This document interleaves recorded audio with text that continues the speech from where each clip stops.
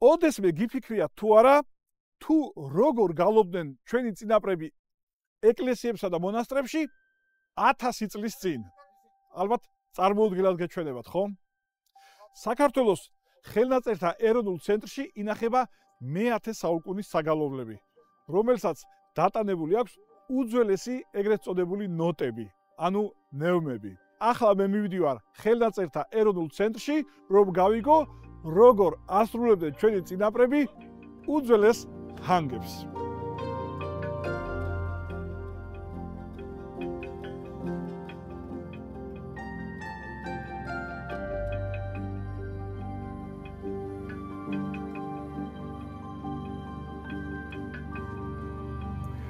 ეკა გამარჯობა, როგორ ბრძანდებით? მოგესალმებით, გამარჯობა.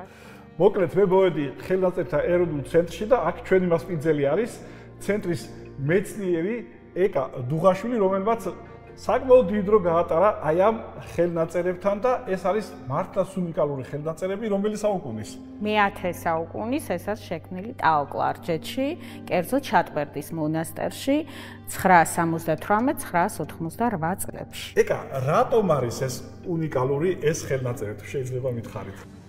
ეს არის ტაო-კლარჯეთის დამაგვირგვინებელი ჰიმნოგრაფიული კრებული, რომელიც ტექსტებთან ერთად შეიცავს უნიკალურ მუსიკალურ ნიშნებს, ნევნებს. აი, ეს არის აქ უმნიშვნელოვანესი, რომ ეს დოკუმენტი ტექსტების გარდა შეიცავს ნევნებს. ანუ გვეუბნება, როგორ გალობდნენ ჩვენი წინაპრები მე-10 საუკუნეში. ეს ამბავი იწყება ბიზანტიაში, ძალიან ადრე. და ყალიბდება როგორც სისტემა მე-8 საუკუნეში საბა განწმენდილის ლავრაში, სადაც არიან ქართველები. აი, ეს არის მუსიკალური ნიშნები, ხო? რასაც ხედავთ. ტექსტის ზემოთ და ხედავთ ტექსტის ქვემოთ, ხო? აი, ამ სტრიქონს ეკუთვნის ზემოთაც და ქვემოთაც. ეს უკვე ეს ფაქტი არის უნიკალური, ერთადერთი. იმიტომ რომ ბიზანტიურ სისტემაში არის მხოლოდ ტექსტის ზემოთ ეს ნიშნები. წარმოიდგინეთ, ესე იგი, რამ დიდარი ქვეყანა ვართ და რამ დიდარი წარსულის და ისტორიის ქვეყანა ვართ და ეხლაც კი აი 21 საუკუნეში არის ისეთი რაღაცები, რომელიც აი აქ თვალწინ გაქვს, მაგრამ ამას სჭირდება კიდევ რამდენი მეცნიერული მუშაობა და რამდენი ცოდნა და ენერგია, რომ ამოხსნათ აი თუნდაც ეს საიდუმლო. ეკა, უღრმესი მადლობა, დიდი მადლობა მინდა გადაგიხადოთ. მე ახლა წავალ კონსერვატორიაში და ვეცდები, რომ გავიგო, როგორი იყო მე-10 საუკუნის ჰანგი.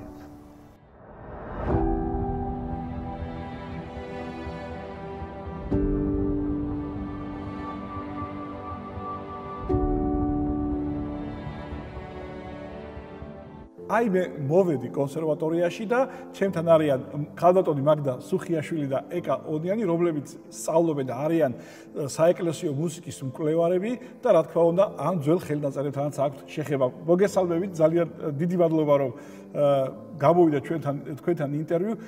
ეკა, იმუშავეთ თქვენ ამ ხელნაწერზე და მინდა რომ აი გკითხოთ მართლაც რამდენად რთულია მისი გაშიფრვა და რა გასაღებები მოუძებნეთ ამ ხელნაწერს? კვლევის ყველაზე რეალური საშუალება არის ის, რომ შედარდეს მე-10 საუკუნის საგალობლები იგივე ტექსტის მქონე მე-19 საუკუნეში ჩაწერილ საგალობლებთან. ანუ შეიძლება ითქვას, რომ აი ეს მე-10 საუკუნის საგალობლები რაც გვაქვს, ჰქონდეს მას უწყვეტი კავშირი მე-19 და მე-18 საუკუნის საგალობლებთან? დიახ, ეს კვლევითაც არის დადასტურებული, რომ მას აქვს გენეტიკური კავშირი ძველ ხელნაწერებთან, მე-10 საუკუნის ნევნებთან. ეს ჩანს როგორც ნევნების მოხაზულობაში, გრაფიკაში, განლაგებაში. შესაძლოა თუ არა ექსპერიმენტული შესრულება მოვისმინოთ სადმე ჩვენ. ჩვენ ყავს გამოცდილი ესეთი მგალობლები, ანჩისხატის გუნდის წევრები, რომლებიც ამავე დროს პედაგოგიურ მოღვაწეობას ეწევიან. ისინი იყენებენ ამ ნევნებს და თქვენ თუ მიაკითხავთ ამ გუნდს, ჩემი აზრით ძალიან საინტერესო შედეგებს ნახავთ. უღრმესი მადლობა, ძალიან დიდი მადლობა და ჩვენ ახლა შესაძლოა მართლაც მოვისმინოთ ისეთი ჰანგები, რომელიც მე-10 საუკუნეში საქართველოში ჟღერდა. ანჩისხატის სამრეკლოში ამოვედი ახლა.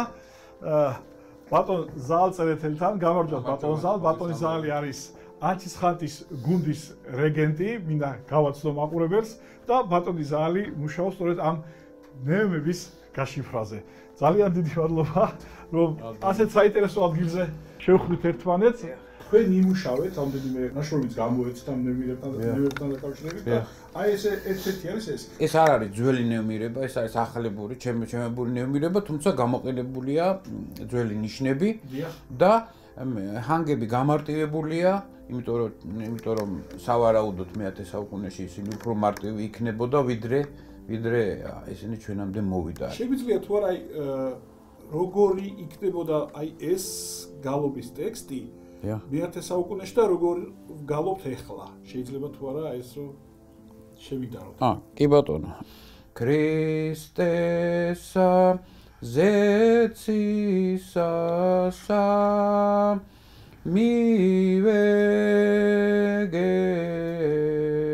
მივეგებოდეთ. ბატონზალ ეს იყო სავარაუდოდ როგორ სრულდებოდა ძველ დროს საგალობლები. აი ეხლა რომ შევადაროთ. ახლა როგორ სრულდება? ქრისტესა ზეცისასა